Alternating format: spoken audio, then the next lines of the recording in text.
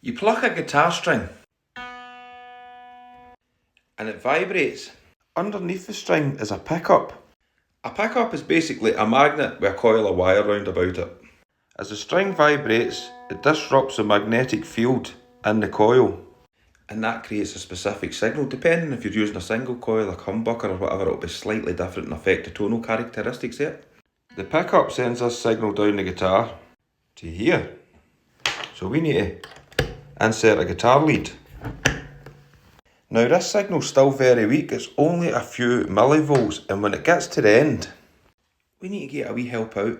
So we plug this into one of these, an amplifier. Now this signal is still too weak, it's never going to power a speaker. So the amp's actually broken into two sections, and the first section that signal comes to is the preamp. So the preamp will boost this signal to line level, usually about a volt or a bit more. And it will shape this tone using a bit of EQ, bass, mids, treble, gain. And this is how a Marshall sounds like a Marshall, a Fender will sound like a Fender, a Vox will have its own certain tone. It's down to how the preamp is shaping that tone. Think of the preamp like the voice. And once it passes through the preamp, it goes into the power amp. That's like the lungs. That really boosts the signal to about tens of volts so that it can actually power a speaker. That's where your volume comes with low. And that then sends the signal, obviously, into the speaker, which we can hear. Why am I telling you this? Well, David Gilmour uses high watt amps, a DR103. And they're really old and really expensive. And I don't fancy buying one when it burns out on me. There's a company that makes a clone of them, DG103 is a company called Hightone, but there's like a 10-month waiting list. And I think I'd be talking about 1,800 quid just for this section, the amp head. And if I'm spending that, I would want to keep it authentic and get the WEM cabinet as well.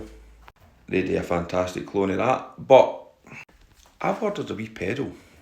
And in that pedal, one section is a high watt clone preamp. I'm a wee bit excited about that. But the reason I'm telling you all this is if I plug this into the pedal and then into here, I'm getting the high watt preamp.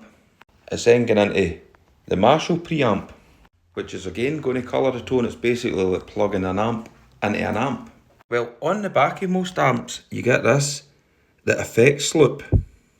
And if I plug the pedal into the effects loop, what that does is it bypasses the preamp and goes straight to the power amp. Like when you're setting up a pedal board, you've got all your dirty pedals going into the front, like your big muffs, your overdrives, your tube drivers, distortion, things like that, all the dirty stuff.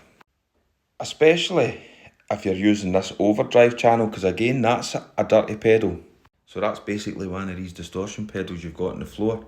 So your choruses, flangers, delays, you want to put them into the effects loop so they stay clean, they're not being affected by any of the preamp or the pedals in front of it.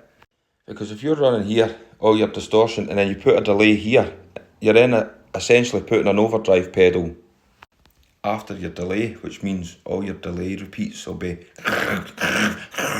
so we run them into the loop, and that keeps them nice and crispy clean.